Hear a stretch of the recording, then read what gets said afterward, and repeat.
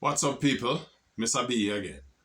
And I want to bring the people's attention to a development that is taking place right there in Kingston, Jamaica, in our political system.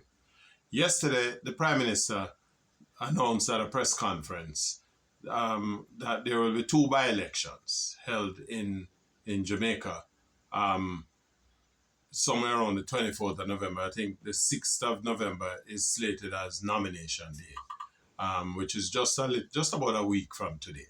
And the election, the two by-elections will be held simultaneously. I think there are some others, but we'll deal with the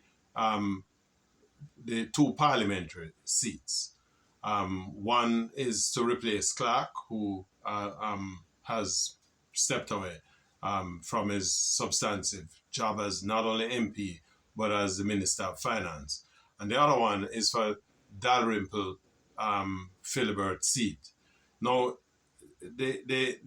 what makes this particular by-election really troubling is that Ms. Dalrymple-Phillibert resigned her position as a member of parliament because she ran afoul of the system of self-reporting, the integrity system, when the Integrity Commission charged that she provided misleading information with respect to certain assets on her declaration. And as far as my investigations have shown, those issues remain unresolved. And, she resigned her position as a lawmaker, a parliamentarian, a member of parliament, and at the time she occupied a position as the Speaker of the House of Representatives. And she resigned those positions because of this particular issue. The issue is still unresolved. And, so technically with that issue before the court, the question is, what is the basis of her deciding to recontest the seat and being allowed by the party? This is the party who formed the government of the country, and so it says either A, that this individual and the Jamaica Labour Party, it is demonstrating their contempt, not only for the integrity of our legislative process, the integrity of our legislators, because once she's running to become a lawmaker and she has a charge of having broken the law that is still unresolved. And so what it says, in my mind, is that this is just a demonstration of the level of contempt that not only herself, but the administration have for the legislative system, that they are the ones who have the reins of it, and the contempt that they have for the people of Jamaica. It says so that these people really don't care, because in their mind it's just two man and a dog voting an election in Jamaica. Anyway, Justice Panton spoke to this significantly in a representation that he made in same place in the parliament in defense of against the attacks against the Integrity Commission. And so what is happening is that we have our politicians who are lawmakers who are trampling on the positions that they have. They're trampling on the legislative process, the confidence that Jamaicans ought to have in the integrity of the process and the integrity of the individuals who populate the hallowed halls of this process. And how did we get here? Clearly, the administration's position is that, well, nobody now really make no issue out of it, right?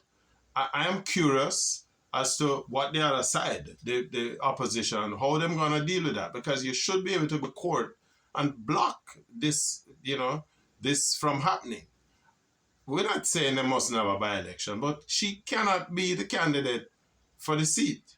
And if the government and the Prime Minister of Jamaica don't see anything wrong with that, then might as well we just throw in the towel. Because that's how we're there. You know? These are the same, these people are clearly demonstrating to Jamaica that they have nothing but contempt, not only for the systems and the process, but contempt for the people of the country, right? And because most Jamaicans just basically sit down on them hand and them mouth and nobody does anything, they can do and get away with just about any god. It is a sad state of affairs because by virtue of the fact that she has a case before the court, right, unanswered, right? So the charges that were laid against her is yet to be proven. And that the same way it provided her to disqualify herself from being a participant in the process, that disqualification has not been addressed. So how you justify the decision to bring her back into the system? To do what? Right? It says that, you know, we are allowing people with tainted reputations, right? Unproven or you know, lack of credibility.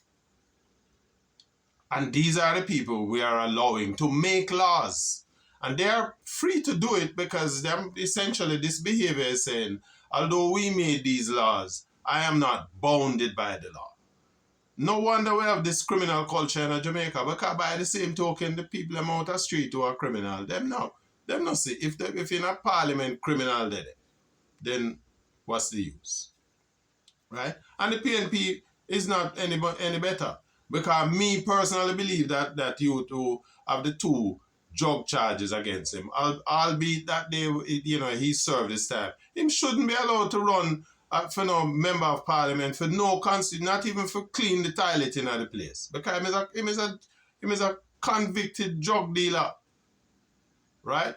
Twice. So maybe for those reasons, Miss Phillibert no see nothing wrong, because everybody a criminal, right? That how we pass in Jamaica.